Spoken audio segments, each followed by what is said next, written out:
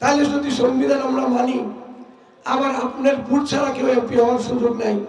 অতীতে হয়েছে দুই একটা, কিন্তু এখন আর সুযোগ নাই। তাহলে জনগণ কেন এমপির চেয়ে দুর্বল থাকবে? জনগণ যখন প্রশাসনের সহযোগিতার জন্য যাবে, তারা কেন অফিসের গেটে পারমিশন লাগবে? তারা কেন থানায় তার সেবা পাওয়ার জন্য গেলে ভয় লাগবে? তারা কেন জমির খারিজ করতে গেলে রাস্তায় দিনের পর দিন দাঁড়িয়ে থাকবে?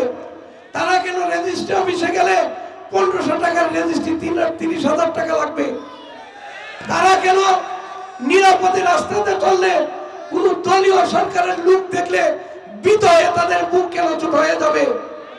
আমি আপনাদেরকে অর্ডার দিচ্ছি, বৃহস্পতিবারে যদি আপনারা ফুলকপিকে এমপি নির্বাচন করেন, ফুলকপির মাধ্যমে যদি আমি এমপি হই, আমার যতটুকু সম্মান থাকবে প্রশাসন আপনাকেও সেই সম্মান করতে বাধ্য হবে।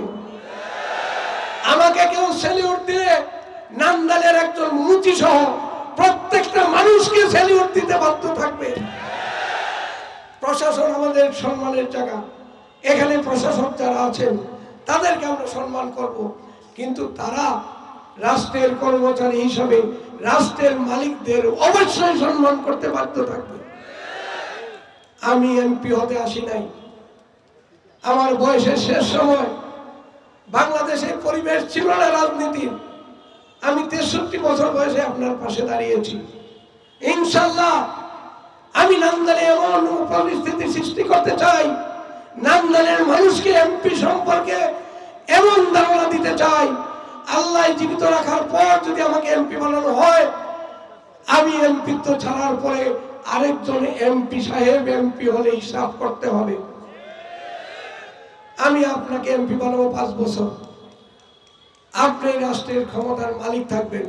প্রশ্ন করতে পারেন, বড় গলায় মাইকে দাঁড়িয়ে আমাদের সামনে উঁচা স্টেজ থেকে কথাগুলো বলা সহজ, করা কঠিন। আমি মনে করি করা একবারেই কঠিন না। প্রথম কথা হলো আমাকে সর্বোচ্চ সততার মাধ্যমে কাজ করতে হবে। আমি যদি সৎ হই, আমি যদি একটা টাকাও আপনার অপচয় না করি, একটা টাকাও যদি আমার নিজেকে সাথে না মিলাই, তাহলে আমার দ্বারা সম্ভব। এটা হলো প্রথম শর্ত। আর আমি নামদারের কসমিন কালে একটা বা 5টা টাকা আমার রিজিকের সাথে এমপির প্রভাব খাটিয়ে এমপির পরিচয় দিয়ে ইনশাল্লাহ 5টা টাকাও আমার রিজিকে মিলাবো না। কেন মিলাবো না? আমার স্বার্থে। আমি যতই ইবাদত করি, যতই নিজের ভালো কাজ করি, আপনার এই মানুষের 5 টাকার জন্য আখেরাতে আল্লাহ আমার সকল ইবাদত আপনাকে দিয়ে দিবে। এইটা আল্লাহ মাফ করবেন না। তাহলে আমি এত বছর সৎ থাকার চেষ্টা করলাম, এমপি হয়ে কি আমি দুজনের আগুনে পড়বো? অবশ্যই না। আমার দুনিয়াতে অভাবও নাই, খুব টাকাও নাই।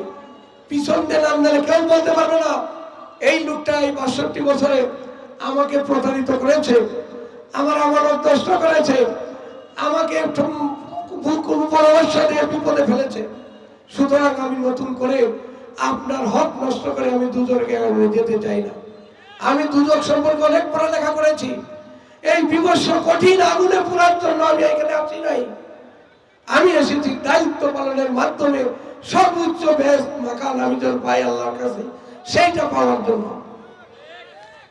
আমি যেটা বলছি, আমি সৎ মানুষ হিসেবে যদি থাকি, নান্দালের অন্তত পক্ষে 75% সমস্যা, চাঁদাবাজি, দুর্নীতি, ঘুষ, আপনার অধিকার হরণ, হাট বাজার এবং রাস্তাঘাটের বিশৃঙ্খলা আমি 1 মাসের মধ্যে দূর করবো ইনশাল্লাহ।